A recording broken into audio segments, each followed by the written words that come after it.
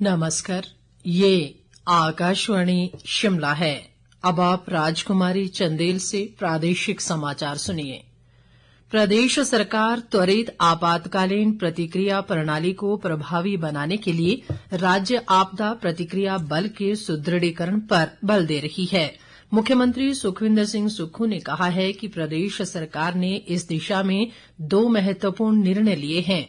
उन्होंने कहा कि प्रदेश में संपूर्ण प्रतिक्रिया प्रबंधन को अतिरिक्त महानिदेशक होमगार्ड व नागरिक सुरक्षा के अधीन किया जाएगा। इससे किसी भी आपातकालीन और आपदा की स्थिति से बेहतर तरीके से निपटने में मदद मिलेगी। मुख्यमंत्री ने कहा कि प्रदेश में बादल फटने और अन्य प्राकृतिक आपदाओं की बढ़ती पुनरावृत्ति को ध्यान में रखते हुए प्रदेश सरकार एसडीआरएफ को प्राथमिकता के आधार पर मजबूत कर रही है। उन्होंने कहा कि प्राकृतिक आपदाओं के कारण जानमाल की भारी क्षति होती है और इससे लोगों की आजीविका पर भी प्रतिकूल प्रभाव पड़ता है। मुख्यमंत्री ने कहा कि प्राकृतिक आपदाओं के कारण पर्यटन क्षेत्र पर नकारात्मक प्रभाव पड़ता है और स्थानीय लोगों की आजीविका भी प्रभावित होती है। सुखविंदर सिंह सुक्खू ने कहा कि प्रदेश में पूर्व चेतावनी प्रणाली को मजबूत करने, भूकंप रोधी अधोसंरचना निर्मित करने और लोगों को जागरूक करने की दिशा में भी अनेक कदम उठाए गए हैं। पूर्व मुख्यमंत्री व नेता प्रतिपक्ष जयराम ठाकुर ने राज्य सरकार पर गारंटियों के नाम पर लोगों को ठगने का आरोप लगाया है। शिमला से जारी एक बयान में उन्होंने कहा कि प्रदेश सरकार और कांग्रेस की गारंटियों की वजह से देश भर में हुई किरकिरी से कांग्रेस पार्टी पूरी तरह बैकफुट पर आ गई है। जयराम ठाकुर ने कहा कि चुनाव से पहले कांग्रेस ने किसानों को गोबर खरीदने की गारंटी दी थी, लेकिन अब गोबर खरीद पर खानापूर्ति करना चाहती है। नेता प्रतिपक्ष ने कहा कि एक ओर केंद्र सरकार देश में जीरो बजट खेती के लिए योजनाएं ला रही है, वहीं दूसरी ओर प्रदेश सरकार किसानों से बना बनाया कंपोस्ट सस्ते दामों पर खरीदना चाहती है। कृषि व पशुपालन मंत्री चंद्र कुमार ने कहा है कि प्रदेश के सभी क्षेत्रों का समान विकास व समाज के सभी वर्गों का कल्याण राज्य सरकार की प्राथमिकता है। उन्होंने आज ज्वाली विधानसभा क्षेत्र के कोटला में सरकार गांव के द्वार कार्यक्रम के तहत जन समस्याएं सुनी और अधिकतर का मौके पर ही निपटारा किया।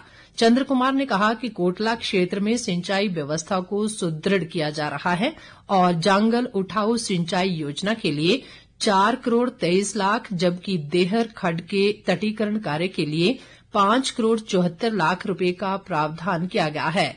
कृषि मंत्री ने कहा कि क्षेत्र में विकास के लिए धन की कमी आड़े नहीं आने दी जाएगी। शिमला के संजौली में अवैध मस्जिद की 3 मंजिलों को गिराने के नगर निगम कोर्ट के आदेशों को मुस्लिम संगठनों ने जिला अतिरिक्त सत्र अदालत शिमला में चुनौती दी है और मस्जिद को गिराने के आदेशों पर स्टे मांगा है।